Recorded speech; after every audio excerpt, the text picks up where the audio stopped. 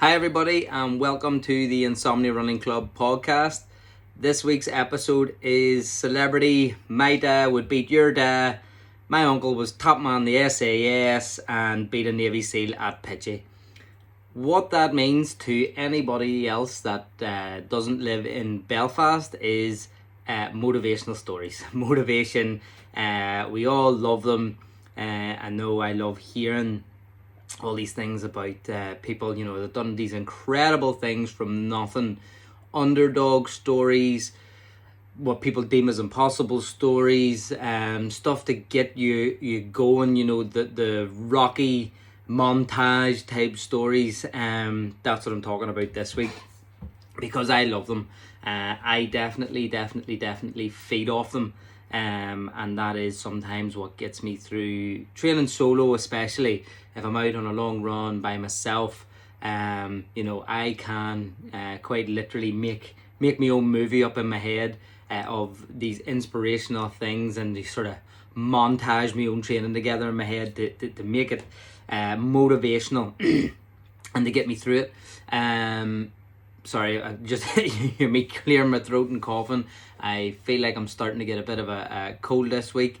But motivation being motivation and all that there, nothing's going to stop me from doing my podcast this week. So I do apologise if I am a bit sniffly, bunged up or clearing my throat. I do apologise. But hopefully you can safer through it and you can stick with me.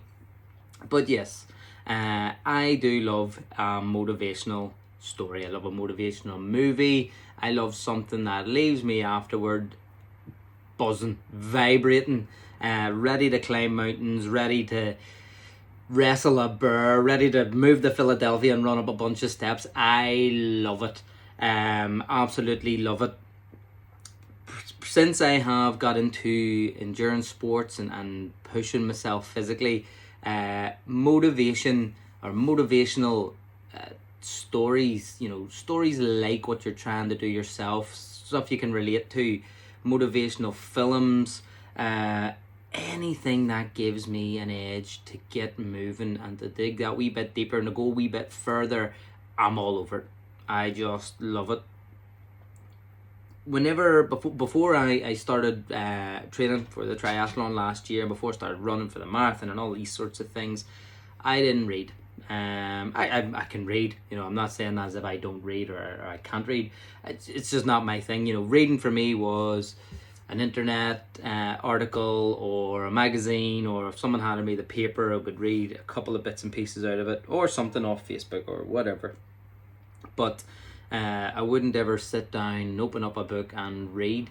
I then got introduced to audiobooks, which I have to say probably have changed my life. I love them. Absolutely love them. So much you can get from that. I've went from not reading anything to, in the past year and a half, I think I've gone through about 40-50 audiobooks, something ridiculous like that. I just love them, can't get enough of them. And in fairness, I'm probably in a very, very niche thing where I love a particular type of story. I love underdog stories. I love people who have come back from oblivion. I love people who have, really not been set up in life to do anything great and have went on to achieve massive, huge success. Educated people who have traveled the world to expand their horizons and have ended up seeing something that needs done in the world and have pursued it and have changed other people's lives. People who have been fighting addiction and ended up becoming, what nobody who fights addiction, somebody who has all the privilege in life, someone who has all the opportunities given to them, what things that those people can't even achieve or tap into. Those types of stories are what could get you on a run. You can be busted after 5 mile and you feel like you're gonna quit, and then all of a sudden a particular bit of music comes on in your ear or a part of an audio book and you really look back at yourself and go, I am a big pansy. You know, what am I playing at here? I can do so much more. I can go so much faster. I can do so much harder, bigger, faster, stronger, better, whatever. You know, an audiobook in your ear can set your world alight. You know, feeling sorry for yourself at a time, you know, whenever you've done a big block of training, or you're really struggling, you know, with an injury or whatever, and you think you're down and out, you're beat. Listening to something can just change your thought process and spur you on to dig a wee bit deeper, to think a wee bit different, and to work your way through it and ultimately come out, you know, better off on the other side. I know for me, almost became an obsession of listening to it. Whenever it came out, pretty much this podcast is going to be, you know, everybody hears, you know, motivational stories. That's what we do on the running club. We'll be out in the morning and we'll be telling stuff. Did you hear about this guy who done this, and your woman who done that there, and then she went and done that straight after, and these crazy things. You know, we feed off them, and it just gives you energy. And that's what this podcast is. You know, in the title, I remember back in the day it was, "Oh, my dad beat your dad." You know, very, very, very boyish Belfast thing to do in school. Everybody's dad was the hardest dad in the world. Everybody's uncle was top man somewhere who'd beat someone in a bare knuckle boxing championship, and probably they don't even know anybody. They probably don't even have an uncle. But these are the type of stories from, you know, secondary school right up, that everybody loves and everybody feeds off. But for me, one of the ones, whenever I was trying to do radical change in my life and sort of go from a slob, 16 stone, 30-year-old man with no real enthusiasm for exercise and looking after himself anymore, to trying to become, you know, a super physically fit human being, capable of covering massive distances in open water and on land, on my feet, and on a bike. You know, whenever I was going through that and trying to get out of my set routine and what was comfortable, a book I downloaded, and I must now quite easily have listened to it. I'm actually listening to it in the car at the minute. It must easily be now on my 11th, 12th time listening to it, is the story by David Goggins, Can't Hurt Me. I'll not spoil the book, but pretty much the stuff that you can get from that is incredible. There's one-liners, there's whole chapters where you're gripped. In fairness, the whole book you are gripped. But the bare bones of it is, there's a man who was born into poor circumstances, you know, not a poor lifestyle, but definitely the wrong role model in his life, the wrong family setup. He just didn't have it easy. Grew up very insecure, grew up with a very, very much so a victim mentality. And he had a turning point in his life one day. He had enough. I think we chatted about it a few podcasts back. Enough was enough. Wasn't gonna settle for his everyday normal life that he had at the time, and he went about I talk about radical change. This is the way he describes it, is this is going from the equivalent of someone who cannot read to applying for a Harvard law place at Harvard University. He said it was so ridiculous that the task or the achievement he was trying to accomplish, but he was adamant that he was going to get it. Absolutely adamant that he was going to get it. And it's all about the trials of what he went through, how much he endured, how much he what he calls calloused his mind, to endure pain, hardship, and to not let it beat him down, but to take lessons from it. Not only to take lessons from it, but to fuel him, to the point where he was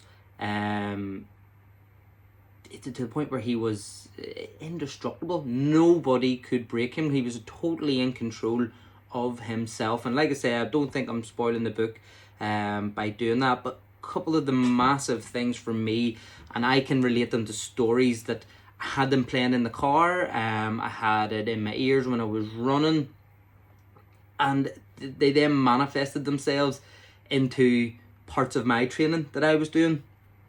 Last year, I remember I was really super run down. I'd just done the marathon, first marathon I'd ever done, Belfast City Marathon. I was then trying to up the ante for the training. Maybe didn't give myself enough recovery, but I was covered in cold sores. I'd so like run down, my skin was poor, I was so dehydrated, my muscles were fatigued, they were filled with lactic acid. The last thing I wanted to do was go and train, but I had to hold myself accountable. I had wrote out a set of goals that I had to achieve. One of them was ticked off that box, the marathon was done, but I couldn't rest on my laurels. I couldn't go, well, that's big enough. I had bigger fish to fry. And part of that book is a massive part of it is about accountability. And I mentioned again in another podcast where David Goggins talks about his accountability mirror, where he gets real with himself. Super real. He'll look at himself in the mirror and he was saying to himself, you're super dumb. You are super dumb. You didn't sugarcoat it. It wasn't a case of, you really need to knuckle down into the books. It was like, you're stupid. Flat out stupid. You need radical change. So you need to get your head in the books. You need to do this. You are fat. You need to lose a ridiculous amount of weight. You need radical change. He was totally accountable for his actions and for his goals that he had set for himself. So rather than he had a massive undergoing to lose weight, to even get tried out for a goal he was looking to achieve, to which he was totally accountable. There was no let up for him, and I took a part of that away from that book, where I was like, I'm totally accountable. This is what I've set out to do. Therefore, afterwards, more so, I went from having all my training written on my fridge. Again, I wrote about it before, that I have a chalkboard for a fridge. I then started putting my goals and what I needed to do in order to get moving again and to get going. I put that on a mirror. I had it on my screensaver in work. I had it on my diary. I had it on my phone screensaver as I opened my phone. I had it everywhere. So it consumed my thoughts. I was totally accountable for what I was doing, to which the point where I really could have gave up. But there is a blog post where that was me on the point of giving up on the whole thing, where I was super run down, destroyed. So I thought in my head, I was destroyed just because I'd done this big thing. But really and truly, I was capable of so much more. There's another part of the book. So pretty much what happened was I was totally accountable. The swimming was going okay, but I wasn't nailing it. At the rate I was going, I wasn't going to be able to complete the open water swim part of the Ironman that I was competing in. So I had to drag myself into the change rooms, into the pool, get in the water. In the water, there just so happened to be, it was this sort of military looking guy, covered in tattoos, shaven head. I'll be honest with you, he just had an arrogance about him. He could swim, mind you, grand, that's fine. But it was a public pool. He was right up the back of everybody. He was intimidating everybody. He was making people get out of the lane. He was swimming on top of them. On first glance, he put me in bad form. I was in bad twist looking at this guy from the word go.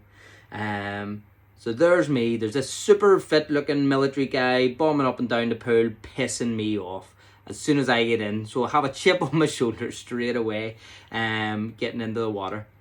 Another part of that book was a thing called Taking Souls, where David Goggins, he got inside the head of his opponent or his enemy or someone he was challenging or racing. He got inside their head to the point where they couldn't break him.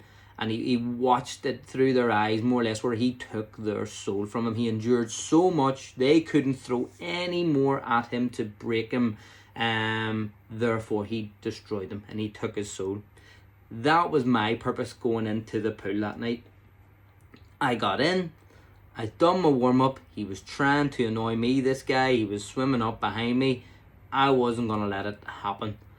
I done my warm-up, so again, just a warm-up. It was the same warm-up I done all the time. Wasn't overly fast. Literally touched the wall of the pool to start my main set. Boom. I was off.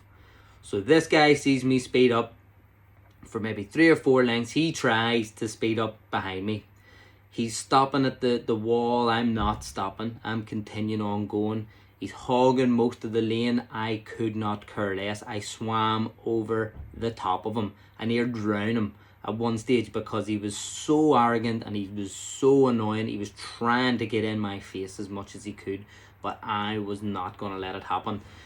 Pretty much for an hour and a half, that guy tried to annoy me, tried to break me. But what happened was I kept on going. I kept on shooting. I knew I was faster. I knew I was stronger. I knew I had more will than that guy. This wasn't for a medal. This was like a Monday night after I'd done a 12-hour shift and I went for a run in the morning. I had nothing to prove in the pool at this time of night. It's just that this guy rubbed me up the wrong way and I thought, I'm not having it. I'd listened to David Goggins. I thought to myself, I am taking his soul. And I did.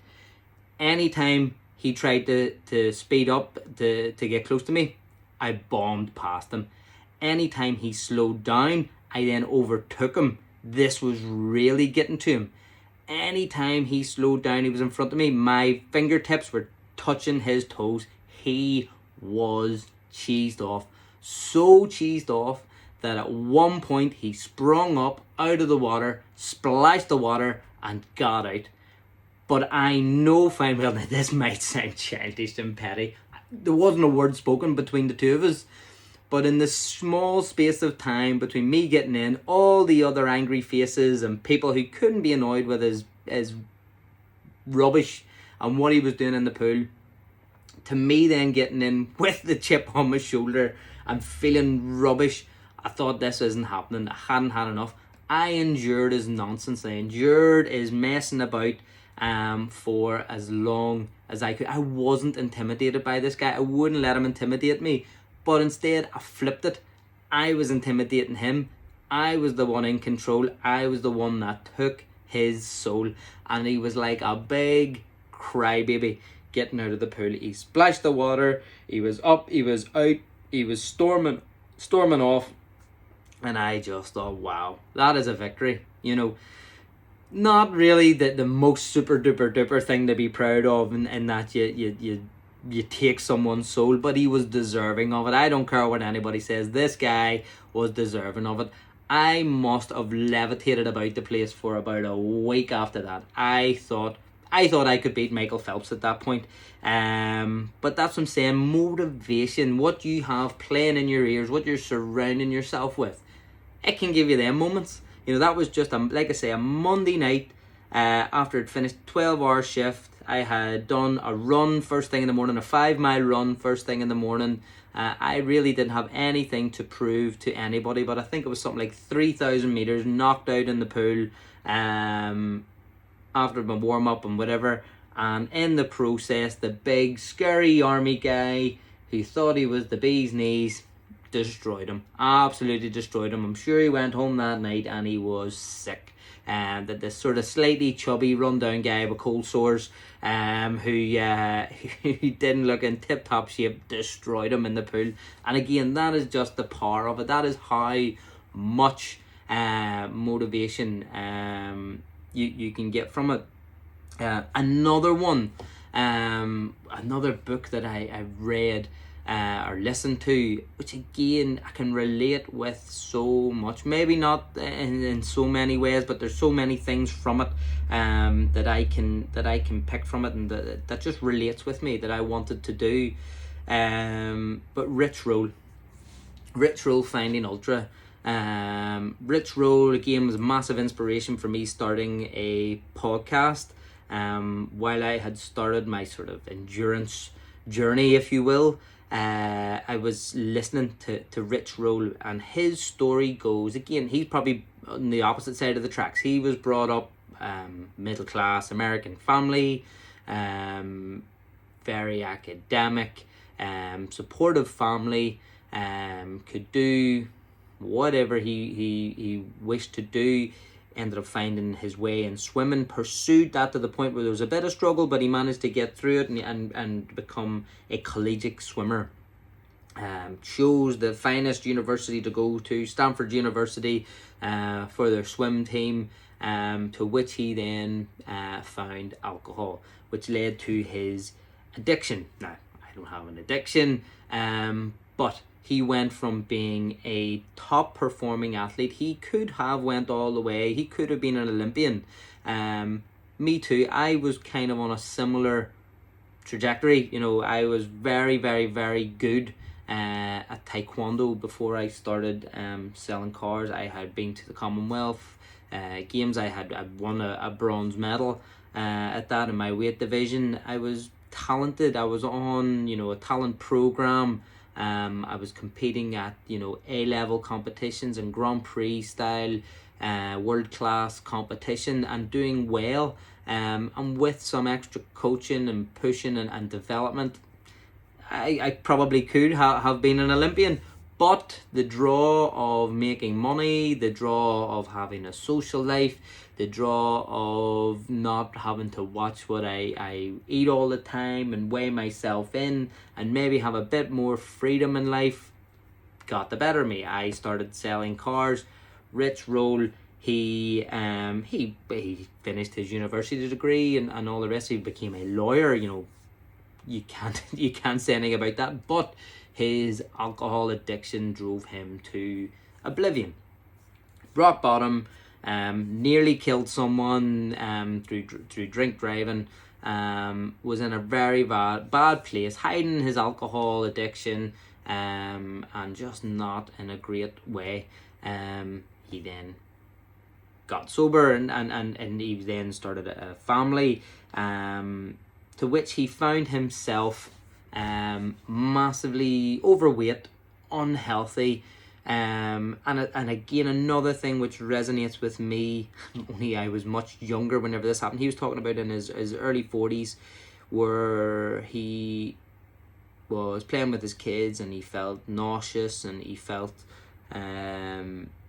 sweaty and unhealthy, to the point where he near collapsed, going down, I think he said it was going down a flight of stairs, lightheaded, to which he had this epiphany, and he saw his grandfather, who again was a collegiate swimmer for Stanford University, and he had an epiphany that had to change his life around, and he then became this mega successful and incredible endurance athlete, as what some would consider a 40-year-old man getting into his middle age. And he competed at a thing called the Ultraman, which is pretty much a triple distance Ironman. But what he went from sober, recovering alcoholic, sober, to this sort of getting on with family life, going through the run of things, not happy in his family life, but not happy in his total well-being and the way he's looking out on the world, to becoming this super strong, super fit ultra endurance athlete. And that's kind of where it resonated with me, because I'm in a job where I'm sat at my desk. People bring in buns and it's just too easy to eat them, or you'll have your lunch within 5 seconds, you'll scoff it into you and it's the wrong stuff, and it's just a rat race sort of lifestyle, and come home late, binge eat, and not pay much attention to your health. Where this guy, he more or less made his health and his well-being his livelihood also. So he was looking after himself to the point where he was just this incredible athlete, and he now his well-being, his livelihood is revolving around how his healthy lifestyle is, and he promotes that to others. And again, he has a podcast. He talks about inspiring stories, which I think his is probably one of the most inspiring of them all, but he shares other people's inspiring stories. And just his ethos is, he shares this, he gets it out into the world, and it related to me so much. So again, a story I was listening to, maybe not as much as the David Goggins story, where you leave it and you're absolutely buzzing, and you do literally think you can run 200 miles through the desert or whatever. That book will leave you vibrating. Whereas the Rich Roll story, that was a guy who was doing some things similar in my life, to which he could do massive change. He implemented steps and processes, and he just endured it. Endurance would be the word that he did. He just endured it, grueling punishment, new lifestyle. He opened himself to change, to which I think I have done that in my exercise and sort of health. Things I would need to work on more, and again, I'm open to change, is obviously my eating.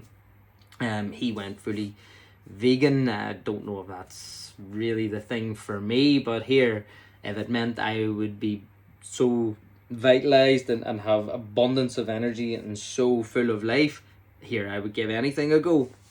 But yes, the point of this podcast is, there's things out there that you can listen to. Pretty much now, anything you hear on a podcast is like a retired Navy SEAL who's become an ultra runner, or someone who's climbed Everest flipping blindfolded, or any of these things, and we can become quite blasé that there's so many of these stories out there. But whenever you dig into it and you listen to the background of it and how these things came to be, there's so much to get out of them, and you do literally you start sort of thinking about things in your own life. You're going, well, that's sort of happened to me, and I could do this and I could do that, and you just better yourself from them. I still think that your why, why you would do something or why you would start something, is far more important than any quick fix motivation. But it is a huge tool in whenever you're feeling weak, whenever you're feeling crappy and you're not on it, and you've had a 50-mile week last week and your bones are creaking, and the last thing you want to do is up that to a 75-mile week this week. Listening to something like that, and getting rid of your victim mindset into this is what you really wanted to achieve, and there's others that went out there and done it, and you're thinking to yourself, I'm not going to be left sitting here resting on my laurels, because I've done a 50-mile week. I'm going to go out and do a 150-mile week. That's the power of these motivational things. You have your why, which is getting you going. It's got you so far. Sometimes you just need literally a little boot up the arse to get going. I remember, just again, like you pick little things from it, and there's one of those things. This is like super hard man talk. This came from the David Goggins story, and it wasn't even him that said it. It was someone turned around to him and said it. And I remember, I think I was feeling sorry for myself on a run one time, and this it almost became a mantra going through him in my head, but it was just one line, and it was someone said, Goggins, you're the type of guy who wishes there were a POW just to see if you had what it takes. There probably is these super tough people out there that do think that way. I was on a cycle one time, and I was really feeling horrible for myself, but what I'd done was I cycled so far away from home that there wasn't any quick route back. It was the same way back, But as I was going out, you know, I was feeling bad on the way away from my house. I was feeling terrible. But this thought went through my head. It was like, you are double tough. You're double tough. Go away from your house. That means whenever your pansy mindset kicks in and you're too far away, you just have no option to ring back. Because that's the only way you're getting back. You know, so these wee snippets come into your head, and they give you that something, you know, or you just do something mad and out there to get you fired up. But yes, my dad would beat your dad. My uncle was top man in the SAS, and he beat a Navy SEAL at Pitchy. That's pretty much my take on motivation. Anybody else, by the way, who is again outside of Belfast, here in Northern Ireland, that doesn't know what Pitchy is, pretty much, well, look it up. Look up Belfast Pitchy online, and you'll see what it is. I noticed from the other day, I have a few people in the Netherlands who are listening to me on this podcast. Again, the power of the internet. And they are probably listening going, Pitchy? What on earth is Pitchy? Look it up. Start playing it in the office. The only thing is, you might lose a few quid. But here, listen, it's been great talking to you again. I'm really enjoying myself. I'm really enjoying the podcast. The response I'm getting from it, from the last one, and then people went and listened to the previous podcasts, is fantastic. You know, people starting to open up and tell me stories, which again is something I'm going to lead on to here very shortly. But yes, people just love feeding off the stories that people are telling. Stories give you motivation, and again, that was that sense of community that I was talking about. So what I'm going to do with this one, before I leave you here, I'm going to put up links to my Modern Man, Modern Expectations Instagram page, on the YouTube channel as well. Please feel free to send me a message. I'm going to put up the email address as well. But share with me what incredible stories, you know, maybe ones that nobody knows, not the mainstream ones like David Goggins and Rich Rolls of this world. But share with me, you know, what they even call the old school knuckle draggers, the people that are out there in the shadows doing these absolutely ridiculous feats of endurance, strength, persistence. These stories need to get out there into the world. And if you have any, please share them with me. Some of the best ones I'll mention. We'll even do a separate podcast. We'll talk you through them, and we'll all leave hyped up and ready to climb mountains. But listen, it's been an absolute pleasure again. I hope you've enjoyed the episode. I know I've enjoyed chatting to you here. And I'll catch up with you the next time. All the best. Cheers.